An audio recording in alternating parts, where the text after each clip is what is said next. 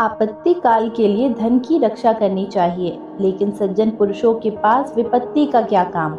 और फिर लक्ष्मी तो चंचल होती है, वह संचित करने पर भी नष्ट हो ही जाती है। अर्थात मनुष्य को अपने बुरे समय के लिए धन इकट्ठा करके रखना चाहिए, लेकिन धनवान व्यक्ति ऐसा सोचता है कि उनके किसी भी बुरे समय में धन उनकी सहायता करेगा और वे धन से बुरे वक्त को भी टाल देंगे।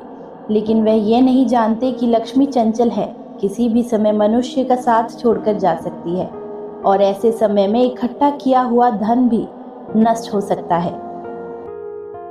जिस देश में आदर सम्मान नहीं और ना ही आजीविका का कोई साधन है, जहाँ कोई बांधु बांधव रिश्तेदार भी नहीं तथा किसी प्रकार की विद्या और गुणों की प्राप्ति की संभावना भी नहीं, ऐसे देश को छोड़ ही देना चाहिए। ऐसे स्थान पर रहना उचित नहीं। अर्थात आचार्य चाणक्य कहते हैं, मनुष्य किसी भी नए स्थान जाए तो उस स्थान पर जाकर कोई नई बात, नई विद्या, रोजगार और नया गुण सीख सके, लेकिन जहां इनमें से कुछ भी ना हो, ऐसे देश या स्थान को तुरंत छोड़ देना चाहिए। जो पीठ पीछे कार्य को बिगाड़े और सामने होने पर मीठी मीठी बातें बनाए, ऐसे मित्र को उस घड़े के समान त्याग देना चाहिए जिसके मुंह पर तो दूध भरा है परंतु अंदर विष हो। अर्थात मित्र जो सामने अच्छी अच्छी बातें करते हो और पीठ पीछे बुराई करते हो, कार्य को बिगाड़ देते हो, ऐसे मित्र को छोड़ देना चाहिए।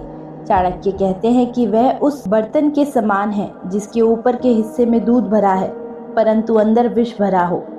ऊपर से मीठे अंदर से दुष्ट व्यक्ति को मित्र नहीं कहा जा सकता। पुत्र उन्हें ही कहा जा सकता है जो पिता का भक्त होता है।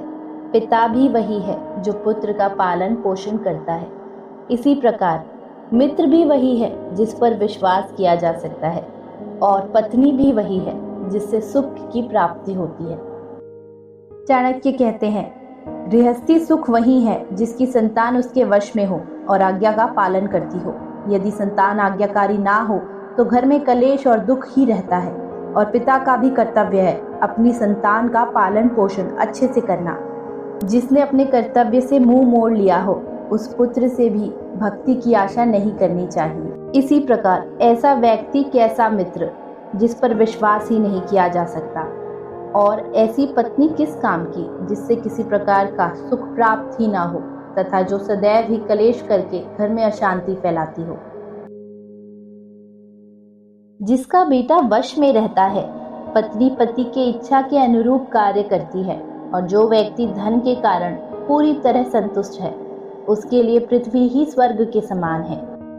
जिस प्रकार प्रत्येक मनुष्य स्वर्ग के सुखों की कल्पना करता है, इसी विषय में चाणक्य कहते हैं, जिसका पुत्र वश में है, आज्ञाकारी है, स्त्री जिसकी इच्छा के अनुसार कार्य करती है, जो अपने कमाए धन से संतुष्ट है, जिसे कोई लोभ लालच नहीं है, अधिक कमाने की इच्छा नहीं है, ऐसे मनुष्य के लिए किसी अन्य प्रकार के स्वर्ग की कल्पना करना व्यर्थ है।